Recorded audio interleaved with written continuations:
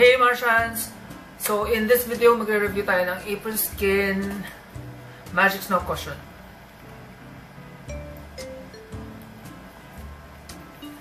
This is gonna be my first impression review since it's the first time na gagamitin ko siya and this is the only time na makakagamit ako ng cushion. So first time din. Ang daming first times. This is available sa Cheska Store. I'll have the links ng online shop ng Cheska Store sa description box if you're interested in trying this out or other whitening products. They have a lot of whitening products. Just check out their store. And hindi pa ako nakakapag-ayos ng hair. Kakaligo ko lang. And so, subukan na natin. Hindi ko pa rin siya nabubuksan. Ngayon ko pa lang siya bubuksan. And by the way, ang dami-dami ng reviews nito. Matagal na kasi itong napadala sa akin. Kaya lang ngayon lang ako nagkaroon ng time. So, pero mostly na nakikita ko ay for mga girls. Wala pa yata akong nakikita guys. So, try din natin siya sa ating face kasi magkaiba ang skin type ng skin type ba tawag yun? Magkaiba ang skin ng girls and guys. I think mas oilier ang aming skin. So, let's try this out. So, let's open. This is the packaging. Napakita ko na kanina. This is a Korean brand. Meron din siyang SPF 50+/PA+++. So, you're protected from the sun. Which is a good thing kasi ang hirap lumabas pag maaraw tapos wala kang protection from the sun, mangingitim ang iyong face at magkaka-wrinkles. Ako nga, dami ko ng wrinkles eh. So, let's open it. Okay. Medyo ano siya, bulky ng konti.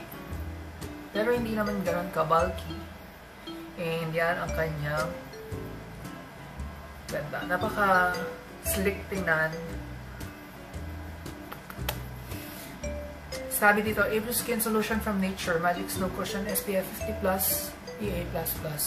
So, I'm gonna press this. First time ko itong magkakaroon ng cushion.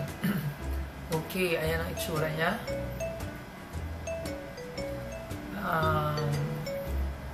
Meron siyang, I don't know what this is called, sorry.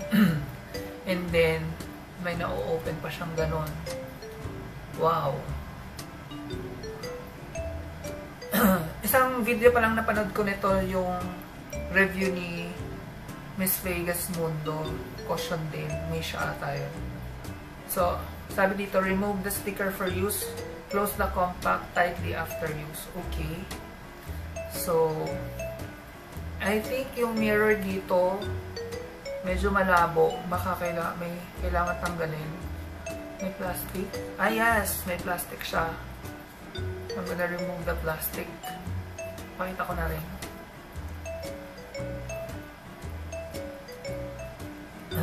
This is gonna be a long video. Ayan. May plastic na tinatanggal para maging malinaw. There I am! Hello! Kanina hindi makita. Ang labo. And i-remove ko na rin to. Oh, ganyan pala siya. Mabango siya. Yan ang itsura niya. Ayan. Para siyang sponge. Ay, may liquid. Pinindot-pindot ko. Okay, ganun pala siya. Wait lang, lagay ko lang sa kamay ko to. Okay. I-swatch natin sa aking kamay.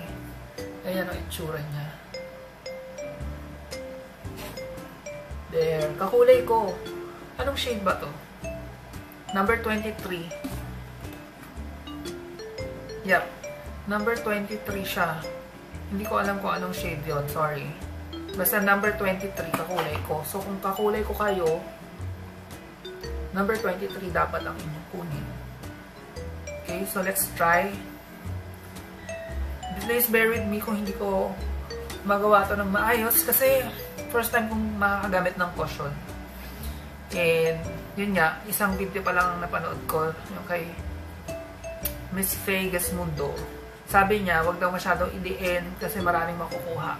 So, konti lang. Okay, yan, nag-press na ako. Then, I'm gonna try. Sa isang side lang muna. And then, pat-pat lang daw eh. Para pala siyang liquid. Akala ko powder.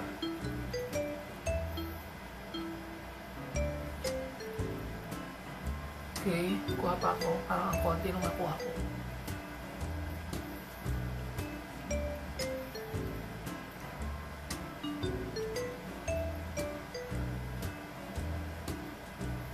Kitang-kita na yung under eyes ko, ay yung eye bags ko, yung dark circles kanina, di ba? Ngayon medyo natatakpan niya. Which is a good thing.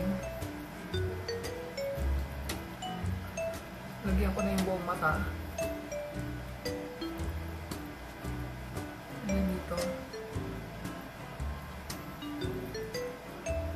Ayan sa nose.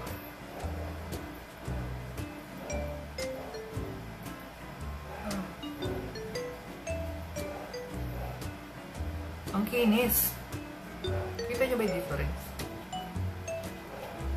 Ang flawless na tingnan. Wait lang, i-blend ko lang mabuti ha. Ayan o.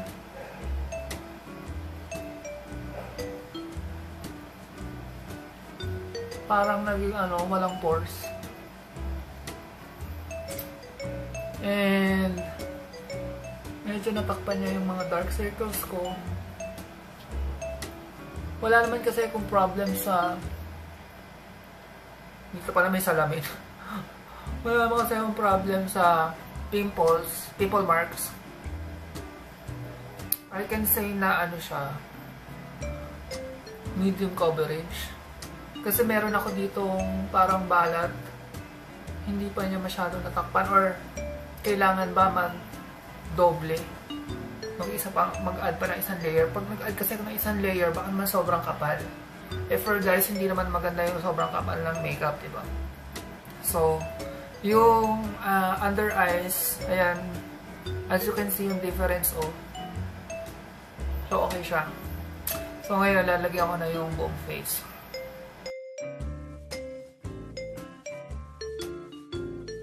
So, guys, ito na yung final look.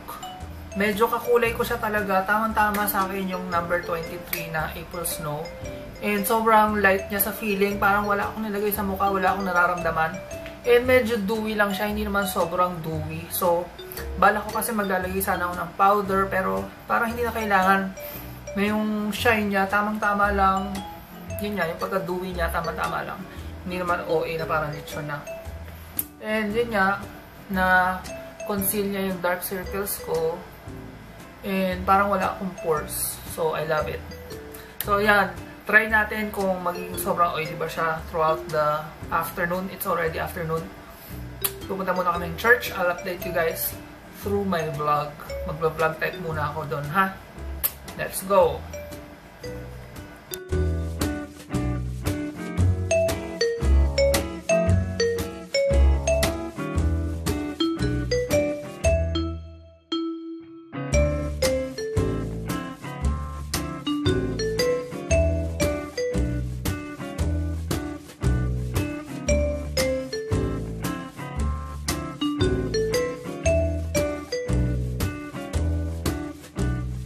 Hey guys, so nandito kami sa Robinson Supermarket.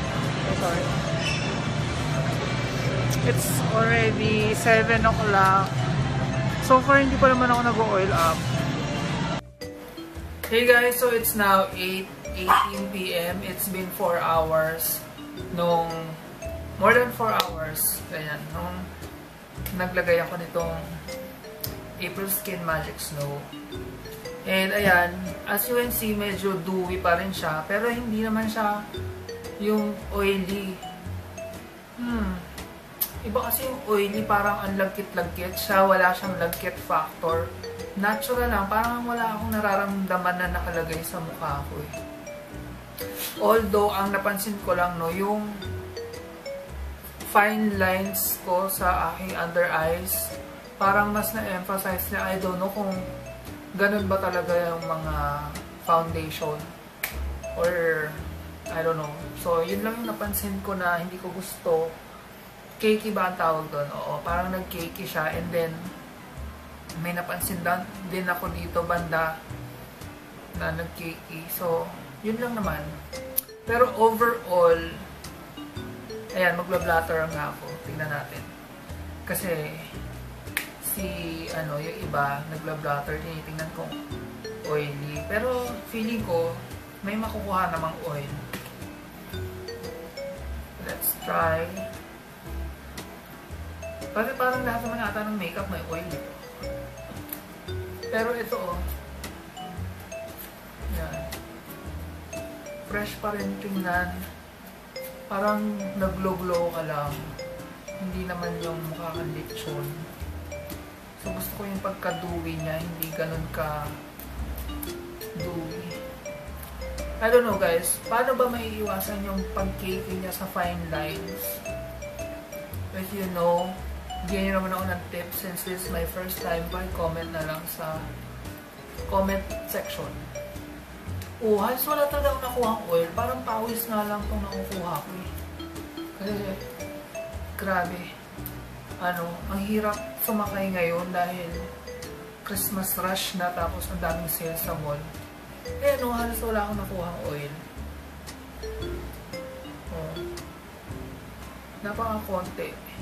Parang pawis ko pa nga lang. And yet, ang dewy pa rin niya tingnan, pero hindi ko na-feel na oily. So, thumbs up yun for me. I like that. And, so, gagayahin ko na rin yung iba. Nagpipicture ng may flash. And then, i-post ko na lang. So, let's do this. Magpipicture ako ng may flash. Wait. Let's see.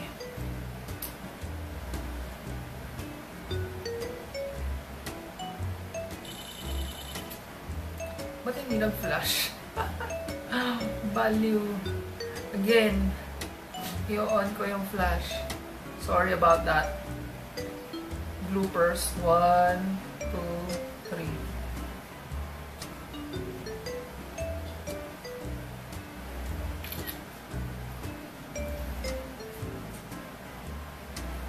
Oo, sobrang natural niya tingnan. Kahit may flash, I love it. So, I'm just gonna post it dito. Walang filter to ha. So, makikita nyo talaga yung pagmumukha ko. So, ano ba? Am I gonna add this to my Mart Essentials list? Definitely, I'm gonna add this to my Mart Essentials list. Kasi I think talagang gagamitin ko siya uli. Especially kung meron akong importanteng lakad na kailangan naka-ayos ako, ganyan. Kasi nga yun, number 1, siya, natural looking. Number 2, halos wala akong mararamdaman, hindi siya mabigat. Number 3, tamang-tama yung pagka-dewy niya. Ang con ko lang is yun nga, yung sa under eyes ko, parang na-emphasize yung fine lines. Siguro dahil talaga sobrang dami ko lang wrinkles. So, paano ba yun iwasan? Give me some tips, guys. Thank you. So, again, if you are interested in this product, this is available at Cheska Store. I'll have the link sa description box. So, that's it for this video. Thanks again for watching. I'll see you guys in the next one. Bye!